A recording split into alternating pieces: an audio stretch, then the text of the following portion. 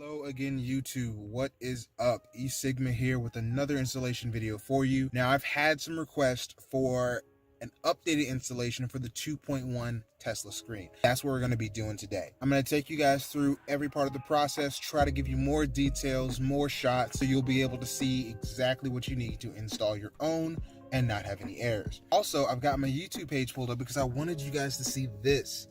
919 subscribers. That is crazy. Of course, I could have never gotten here without the community support, so I definitely appreciate you. I do want to show my appreciation. So I am thinking at 1,000 subscribers, we do a giveaway.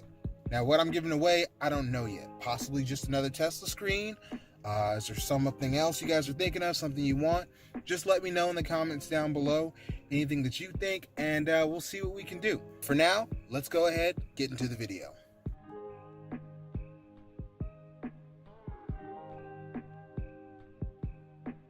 First things first, let's hop right into the unboxing. General instruction guide for installation. I'll go through this so it'll be a lot easier than trying to read through this information. Your unit, of course, make sure you inspect it for any imperfections, anything different. Brackets that you're going to install in your car that replace your originals. Set of gloves, extremely tiny gloves, but I guess those are supposed to be used to keep everything neat during installation. And a pack full of all of your connectors that you're going to need. That should be all. That's all that's in the box. We're going to get to the installation. Now, moving on to the tools you need for the process, they're very simple. You'll need a Phillips head screwdriver, a pair of needle nose pliers if you plan to zip tie things off. So this is optional, but I plan to zip tie some of the cables to make them neat. And a torque head bit. This will be for the screws underneath the screen. Now, I've got this handy electronic screwdriver. It just makes things easier. Just a simple, cheap Black & Decker one. But you can use a regular screwdriver just as easily. Let's get started. The first thing you're going to need to do is take apart the console. Now, I'm doing this one-handed, so bear with me. But it's pretty simple. You push out here, and then work that up. That goes off to the side. Same thing for your side. You can just pull that off. Pops right off, put it to the side.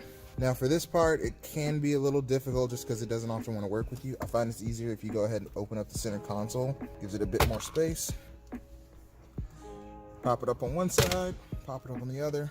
Comes right out, off to the side. Now for mine, I have the cup holders here. So I'm going to be taking out this plug. If you have these, take that out. Basically, if your cup holders illuminate, you're going to have a plug down here you'll need to remove. If they don't illuminate, this piece just comes off. All right, so with the cup holders removed, now you get to the first part where you need a screwdriver, your drive mode selector. There are 4 screws. 1, 2, 3, and the 4th one up there. So we're just going to take our electronic screwdriver and we're going to unscrew them. Now, for ease of tracking, I put them into the cup holder. I just find that I can grab them a lot easier when I'm finished. So let's get that process started. Now, because I don't want to lose any, I am going to do this with 2 hands so I can grab the screw with another hand. So I will be right back. Give me a little bit of YouTube magic. And I need to get a tripod. So YouTube magic later, screws undone. This piece comes right out. Connector under here for your drive mode selector. So you want to push in this tab, pull it out, and make sure you connect that when you come back because you don't want to lose your drive modes. All right, so now we can set that off to the side. So next comes the secondary part where we're going to need screws. Now you can't really see them because it's dark here, so let me get some light. There we go. Now there are 2 screws on each side of this piece. You're going to need to use those to be able to remove the vents and to remove this piece. So we're just going to undo those and put them right in the cup holder as well.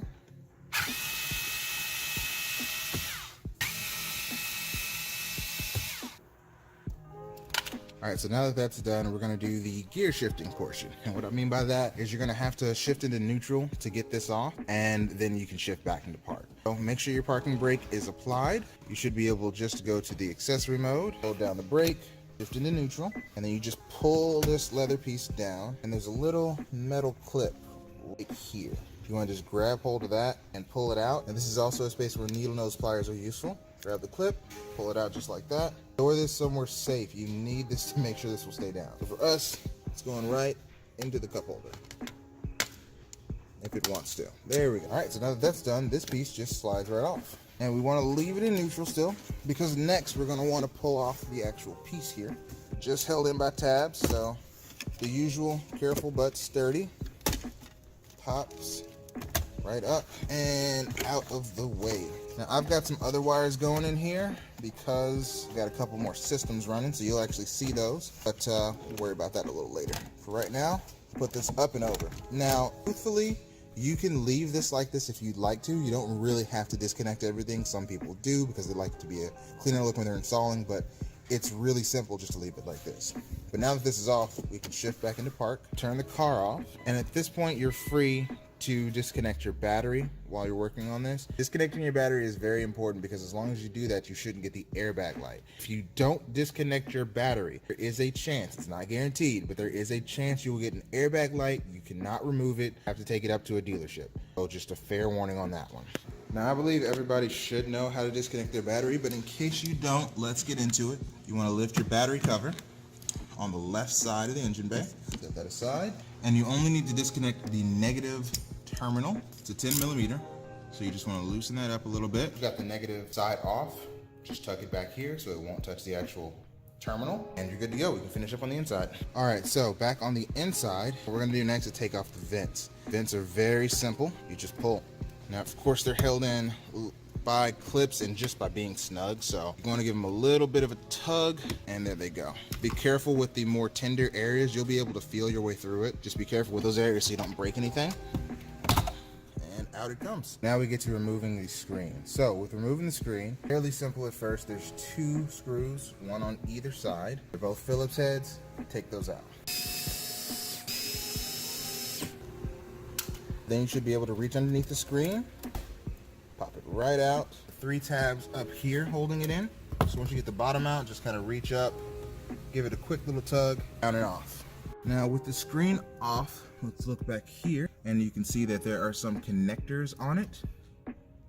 You will need to remove all these connectors from it. You'll leave those hanging because we will use them later. So reach back there, hit the tab, come right off. Now with that done, your bottom screen is off. The top screen is in there still. It will stay. It'll actually be behind your unit, so you don't really have to worry about that. But set your bottom screen off somewhere safe just in case you ever need to go back to stock. And we're about to get to the first part where we're actually going to use something from the package, so promise we're getting there. Next, what we're going to do is we need to remove this entire cluster. Now what's going to happen is we're going to need to replace these brackets. You can do it one side at a time, make it a lot easier on yourself. I also suggest at that time to take your cabling and run it behind as you want to. It makes things a lot easier in the future. So let's get into it. And to take off this one, you're going to have 4 screws, the ones on the edges. 1 and 2, 3 and 4. You're not gonna touch these middle 2 just yet. That's for the top screen. We'll get to it.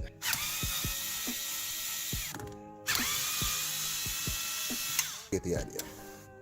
All right, so with those screws removed, now you can just pull it off. Now, you wanna make sure you know which bracket goes on which side. But what you wanna look for, because they're not marked, is the side where it tucks in. That's gonna go to the back because this is actually pushing a little further back. So you know this one's on the left, the other one's on the right. We're gonna pull it off, get started. Now this is where it'd be useful to have 3 hands, but since we don't, I'm just gonna explain the process to you. Basically what you're gonna do, instead of removing both sides and then trying to fit them all in, remove one side at a time, fit it into the new bracket, and then put it back in and screw it in. With that being done, they'll stay in a rigid form. So you'll be able to put them in a lot easier and a lot faster. Once that's done, move to the other side, do the same thing, and then put it right back in there. And at the time that it's out, I would say go ahead and start removing the cords you're gonna need to behind it for a smooth install. All right, so after a few choice swear words and a bit of effort, we got everything wired through how we needed it. So let me explain that to you before we go.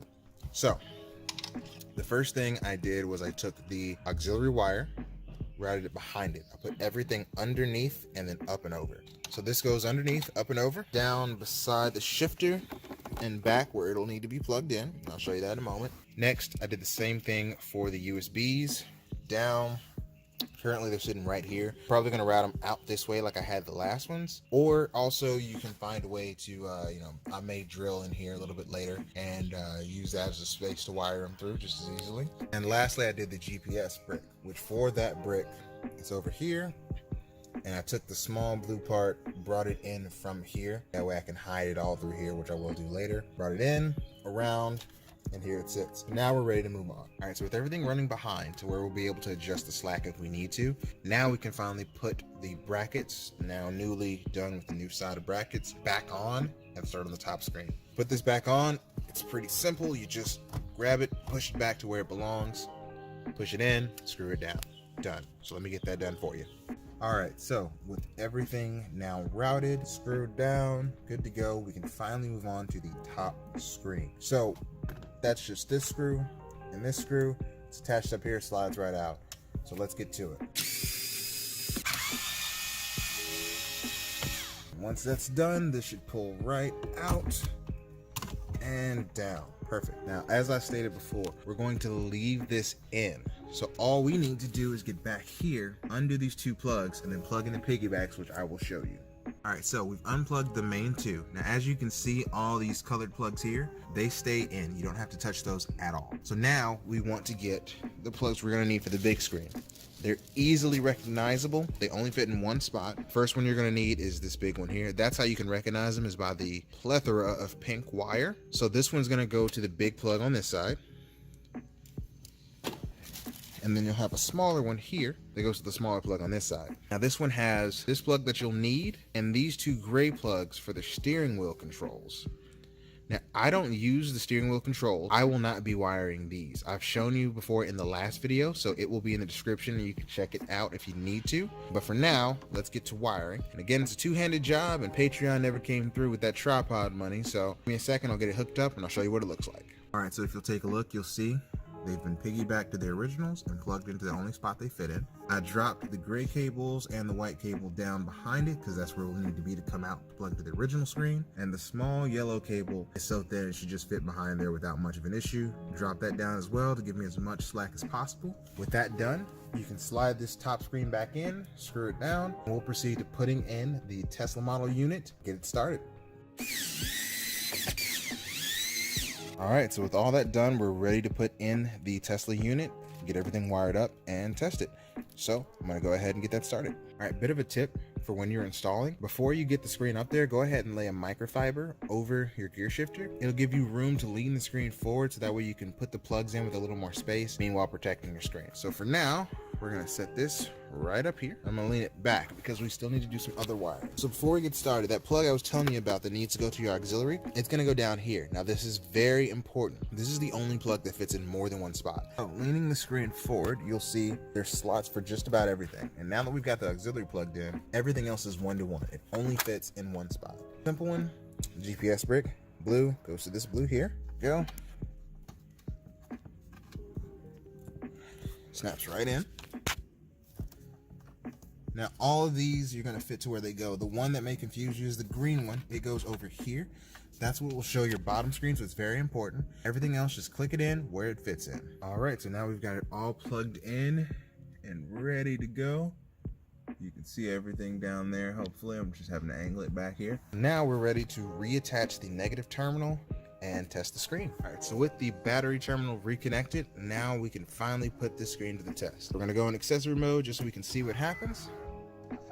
Starts right up. Now this is the newest 2.1 unit. Out of the box, there's already an update ready for it. So you're gonna need to go ahead and get updated, as well as, just personalize it to your setting. But for right now, let's test and make sure that what we have works. Already asking for location accuracy. Let's go ahead and agree to that. I don't see a problem there. First things first, let's look at the temperature.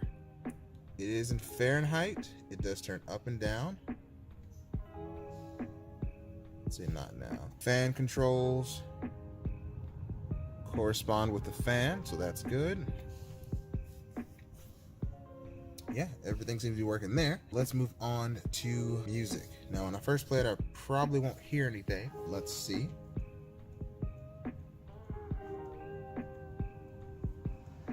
And it looks like at the moment, audio is entirely off on my system. So we're gonna pop on over to Intech. So checking out radio. It's doing XSM. There's no signal because I'm in my garage. So let's go to FM. All right, so radio is working. XSM doesn't have signal because I'm in a garage, but radio works. So that's awesome. We're gonna go to media now. It's got Bluetooth, but we are going to want, oh, not source. We're gonna want to go to source. auxiliary. An auxiliary is going to play to the external output. The external output in this case is indeed the unit. Let's see if our favorite standard track does anything. There we go.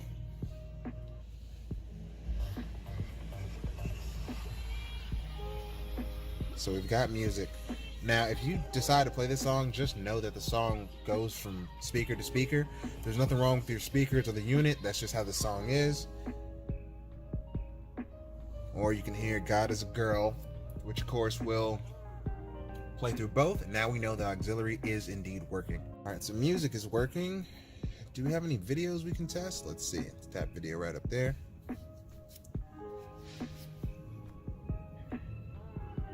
All right, so videos work. Next, let's test the backup camera. Now my sensors are still functioning. You can see that. I do not have a camera right now. That's going to need to be updated. Go ahead and shift this back into park.